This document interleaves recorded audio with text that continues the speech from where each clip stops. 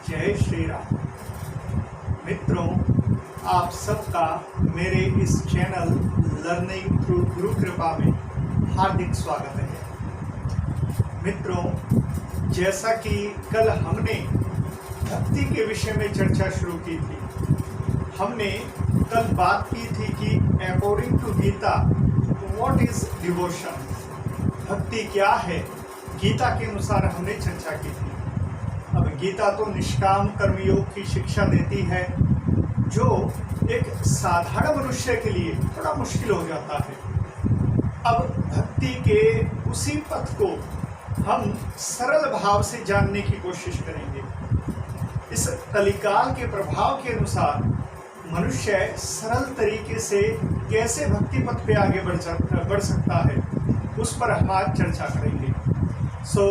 भक्ति के विषय में जो परम आचार्य कहे गए हैं श्री नारद जी, उनके वचन से हम शुरुआत करते हैं। श्री नारद जी ने 84 सूत्रों का एक छोटा सा ग्रंथ लिखा, जिसे नारद भक्ति सूत्र के नाम से जाना जाता है। तो उस नारद भक्ति सूत्र में श्री नारद जी भक्ति के हमें उन गूढ़ रहस्यों के बारे में बताते हैं, भक्ति को ऐसे परिभाषित करते हैं जो हम सब के लिए, भक्ति चाहने वालों के लिए बहुत ही उत्तम साधन है। तो आइए नारद जी के अनुसार हम देखते हैं भक्ति क्या है। तो भक्ति के विषय में श्री नारद जी कहते हैं, सा तु अस्मिन् परम प्रेम रूपा, सा तु अस्मिन् परम प्रेम रूपा। कि भक्ति, सामान्य भक्ति, अस्मिन माने उस परमात्मा में, प्रभु श्री राम जी में, भगवान श्री कृष्ण में, कि प्रभु श्री रामचंद्र जी के चरणों में परम प्रेम, विशुद्ध प्रेम ही भक्ति है। तो श्री नारद जी ने भक्ति को कैसे परिभाषित किया कि प्रभु के चरणों में हमारा परम प्रेम ही भक्ति कहलाता है। फिर दूसरा, इस जो नारद जी ने कहा प्रभु के चरणों में परम प्रेम, क्या इसका विस्तार इतना ही है कि हम भगवान श्री कृष्ण के, भगवान श्री राम जी के चरणों में प्रेम करें तो ही भक्ति? तो इसका विस्तार करते हुए नारद भक्ति सूत्र में ही श्री नारद जी गर्गाचार्य की एक बात का विवरण देते हैं। गर्गाचार्य, उन्होंने भक्ति के विषय में क्या कहा? गर्गाचार्य जी कहते हैं कि प्रभु श्री रामचंद्र जी की अमृतमय कथा में रुचि होना, प्रभु की कथा में प्रगाढ़ प्रेम होना भक्ति है। इट मीन्स भक्ति श्री राम जी में, श्री राम जी के पावन नाम में, प्रभु की पावन कथा में, और श्री रघुनाथ जी के जो भक्तगण हैं उनमें प्रभु के नाम, गुण, कथा, लीला और उनके भक्तों में जो प्रगाढ़ प्रेम है, उसे भक्ति कहेंगे। तो इस प्रकार से श्री नारद जी ने भक्ति के स्वरूप को बताया कि भक्ति क्या है। फिर इस भक्ति के विषय में अगले सूत्र में श्री नारद जी कहते हैं कि भक्ति का दूसरा स्वरूप क्या है कि अमृत स्वरूपाचय, कि भक्ति अमृत स्वरूपा है। अमृत स्वरूपा मीन्स कि जैसे अमृत पीकर मनुष्य अमर हो जाता है, उसी प्रकार श्री रघुनाथ जी की भक्ति से मनुष्य अमर हो सकता है, अमर हो जाता है। तो प्रभु की भक्ति से अमर कैसे हो सकता है? तो उसके लिए हम बात करते हैं उपनिषद से।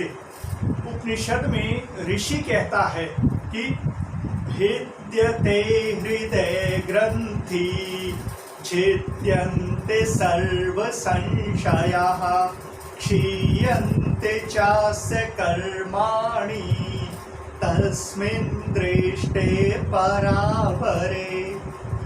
कि उस परावर परमात्मा का साक्षात्कार हो जाने पर इस ज्ञानी पुरुष के, इस भक्त के जड़ चेतन की एकता रूप जो हृदय ग्रंथि है उसका भेदन हो जाता है। अर्थात इस जड़ देह में अज्ञानता से जो आत्माभिमान हो रहा है उसका और सब प्रकार के संशयों का समूल नाश हो जाता है और उस ज्ञानी पुरुष के समस्त कर्म फल सहित नष्ट हो जाते हैं। यानी कि श्री रामचंद्र जी का भजन करने से, प्रभु श्री रामचंद्र जी को भजने से, प्रभु से प्रेम करने पर हमारे हृदय की जो ग्रंथि है, कौन सी ग्रंथि? वो ग्रंथि जिसके वशीभूत हुआ मनुष्य जड़ और चेतन इनमें एकता रूप महसूस करता है कि जड़ को चेतन मान लेता है। इस हृदय ग्रंथि का भेदन हो जाता है। इसका भेदन हो जाने के बाद मनुष्य अपने हृदय में इस बात को भली भांति जान लेता है कि जड़ देह अलग है और चेतन तत्व अलग है, और इस बात को दिल से महसूस करने पर, मन से, बुद्धि से भली प्रकार निश्चय करने पर मनुष्य मुक्त हो जाता है, जन्म मृत्यु से परे चला जाता है और वही अमृत है। जैसा कि वेदों में कहा गया कि अमृतस्या पुत्राः, कि हे मानव तो अमृत का पुत्र है, उस अविनाशी परमपिता परमेश्वर की संतान है, इसलिए तू भी अविनाशी है। तो श्री रघुनाथ जी की भक्ति करने से हम अमृत स्वरूपा हो जाएंगे। तो इस प्रकार श्री नारद जी ने भक्ति की बहुत सुंदर व्याख्या की।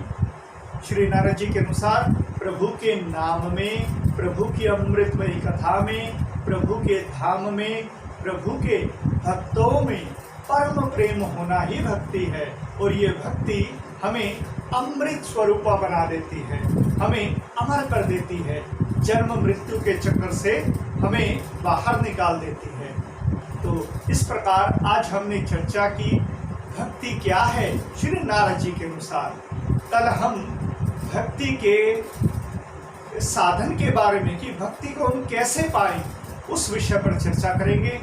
आज के लिए भक्तों इतना ही। जय श्री राम।